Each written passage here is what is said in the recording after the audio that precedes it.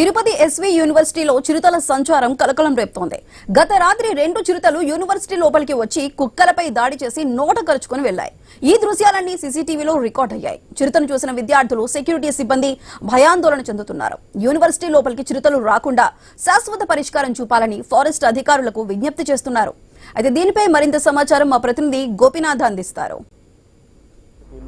గత కొద్ది రోజుల నుంచి కూడా చిరుతలు లోపలికి వచ్చి ఇక్కడ ఉన్నటువంటి కుక్కలను కూడా తీసుకెళ్లిపోతున్నాయి. మరోవైపు ఇక్కడ స్థానికులు కావచ్చు, అదేవిధంగా విద్యార్థులు, అదేవిధంగా భద్రతా సిబ్బంది కూడా ఒకనొక దశలో భయపడుతున్నారు. అయితే తాజాగా రాత్రి కూడా అంటే చిరుత ఇక్కడికి వచ్చి కుక్కని తీసుకెళ్లినట్లు ఇక్కడ సీసీటీవీ ఫుటేజీలో కూడా రికార్డ్ అవ్వడం జరిగింది. ఫారెస్ట్ అధికారులు కూడా మరి కాసేపటి ఇక్కడికి చేరుకోబోతున్నారు. దానికి సంబంధించిన ఆనవాళ్ళు నేను చూపించే ప్రయత్నం చేస్తాను.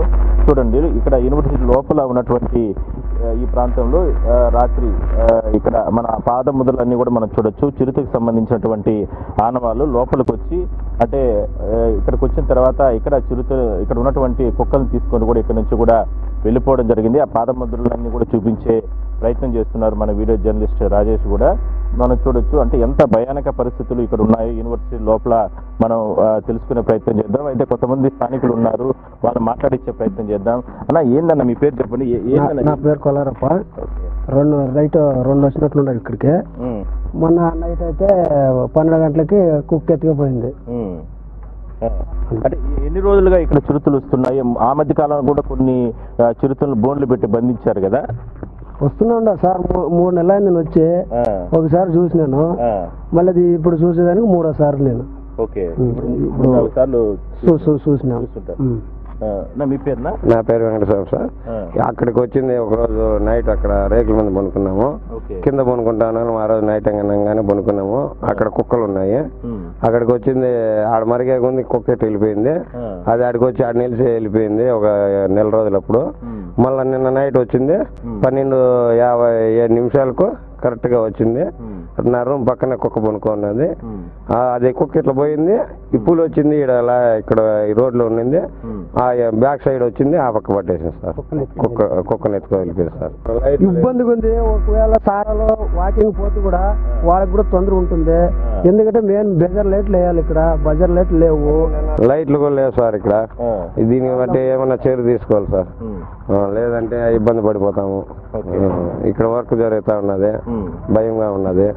ఓకే, మొత్తం మీద అంటే వీళ్ళు అంటే మనం చూడొచ్చు ఇక్కడ ఉన్న పరిస్థితి కూడా అలానే ఉంది. మొత్తం కూడా చెట్లన్నీ కూడా ఎక్కువగా దట్టంగా ఈ ప్రాంతం అంతా ఉండడం. మరోవైపు మనం చూస్తున్నట్లయితే కనుక కొంచెం లోపలికి వెళ్ళే ప్రయత్నం చేద్దాం. అక్కడ చిరుతలకు సంబంధించి అంటే ఆవాసం ఏర్పాటు చేసుకోవడానికి కారణాలు ఇలాంటి గుబురుగా ఉన్నటువంటి ప్రాంతాలుగానే మనం చెప్పుకోవచ్చు. ఎందుకంటే యూనివర్సిటీ లోపల ఇంత భయంకరంగా దట్టంగా అటవీ ప్రాంతం అలాగే ఈ రకంగా ఉన్న కారణంగా ఈ రకంగా తరచుగా చిరుతలు వస్తున్నాయి. మరోవైపు మనం విజువల్స్ లో కూడా చూస్తే తిరుమలకి సంబంధించి శేషాచలం అటవీ ప్రాంతం కొండలు కూడా మన వీడియో జర్నలిస్టు చూపించే ప్రయత్నం చేస్తున్నారు.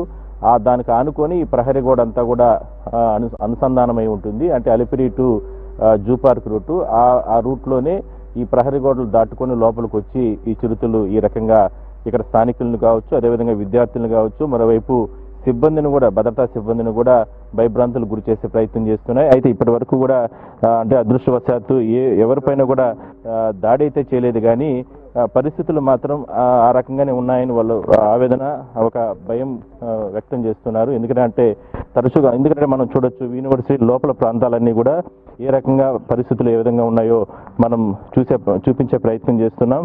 సో మొత్తం మీద ఉన్నతాధికారులు, ఎందుకంటే గతంలో ఉన్నతాధికారులు కొన్ని బోన్లు ఏర్పాటు చేసుకుని ఇక్కడ చిరుతల్ని బంధించినటువంటి పరిస్థితి. అందువల్లనే మరోసారి బోన్లు ఏర్పాటు చేసి ఇప్పుడు లోపలికి వచ్చినటువంటి చిరుత, ఎందుకంటే ఈ రకంగా దట్టంగా ఈ ప్రాంతం అంతా ఉంటే ఇక్కడ నుంచి లోపలికి వచ్చిన చిరుత బయటికి వెళ్లే పరిస్థితి లేదు. కానీ 2 చిరుతలు ఉన్నాయి. రాత్రి మేము 2 చిరుతలను చూసాము, వచ్చింది ఒక చిరుత కాదు అని కూడా ఇక్కడ స్థానికులు చెప్తున్నారు. న్యూస్తో మాట్లాడించే మనం ప్రయత్నం చేశాం. కాబట్టి ఇక్కడ లైట్లు కూడా సక్రమంగా లైట్లు లేవు, వీధి లైట్లు కూడా లేవు.